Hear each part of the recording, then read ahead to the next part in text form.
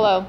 Thank you for staying, as our commissioner has left the building. I drove an hour and a half to be here today. I would have assumed that he would have stayed also, but I guess I'll address you guys.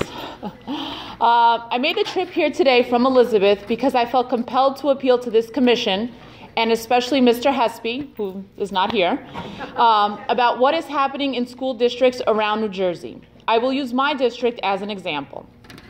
In December, parents were sent home a letter from school quoting part of your October memo that said, state law and regulations require all students to take state assessments. Just in this one sentence, it gives the impression to parents that they must have their children take the test. This, as we all know, is not true. But then, two sentences down, it says, schools are not required to provide an alternative educational program for students who do not participate in the state assessment. Now, parents are really confused. What does this mean by students who do not participate? Can we not participate? But they just said before it was required.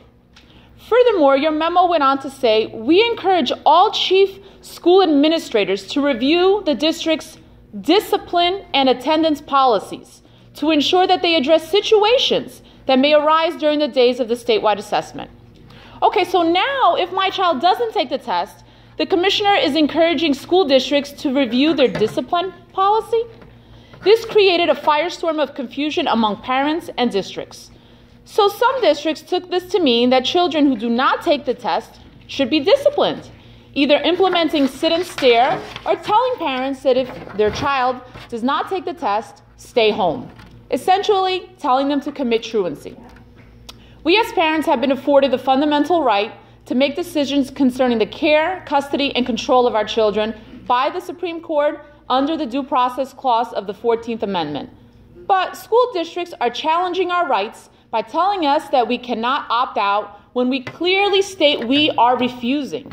They are playing word games. They clearly know what it is we are requesting. Why? Our children essentially are being punished because we as parents have made a decision based on facts. Those being that the park is not used for promotion to the next grade level or graduation from high school, that it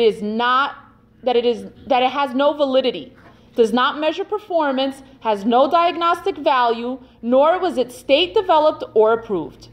Who in their right mind would think that a school district would implement such a test? The average parent who sends their child to school with the notion that schools will always do right by their children, that tests being given are necessary and will serve some purpose to help their child, are not being told the truth. Again, I ask why? In the case of Elizabeth school districts, the superintendent told me that children will be placed in an alternate room with instruction. She also said the student would be in misconduct. What does that mean? I did not get clarification. When I asked for there to be a policy put in writing, she told me she could not do that. I informed her at the time that there were already at least 90 districts, more now, that have put a policy in writing. She told me very firmly, I will not go against my commissioner, that being Mr. Hespy. With no policy in writing, parents and teachers are left in the dark as to what exactly will happen. I truly do not understand why she would think putting a policy that details the procedures for a child who refuses the test is going against you, Mr. Hespy, who is not here. Especially since in January, you were quoted as saying this: every district should apply its own policies. If a student comes in and is disruptive, there should be a disciplinary policy for that. If they are not disruptive, you should have a policy to do with that child. We should not automatically assume that coming to school and not wanting to take a test is a disciplinary issue. I have attended our local board meeting to ask the Board of Ed to put a policy in writing. Nothing has happened as of yet. My fear is the Board of Ed does not want to go against their superintendent, but nobody seems to be concerned with going against the wishes of the parents. Will our school boards appear to be overly concerned about meeting its obligation to you, Mr. Hespy, who is not here. It is clearly neglecting its obligation to parents. My hope in coming here today is to ask that you please send out a memo to all superintendents, telling them that they should have a policy in writing given to parents so that they are aware of what will happen on the day of testing. That sit and stare and advising children to stay home is not, if not taking the test, is not acceptable. Nor should a child be deemed to be in misconduct if their parents have instructed them to not take the test. That although they are not required to provide instruction, children should be allowed to read or do other school-based work. Also, I think it is important to assure school districts that they will not lose funding if they don't have the 95% participation rate, as New Jersey has a waiver under the No Child Left Behind law that replaces those sanctions with a new accountability system.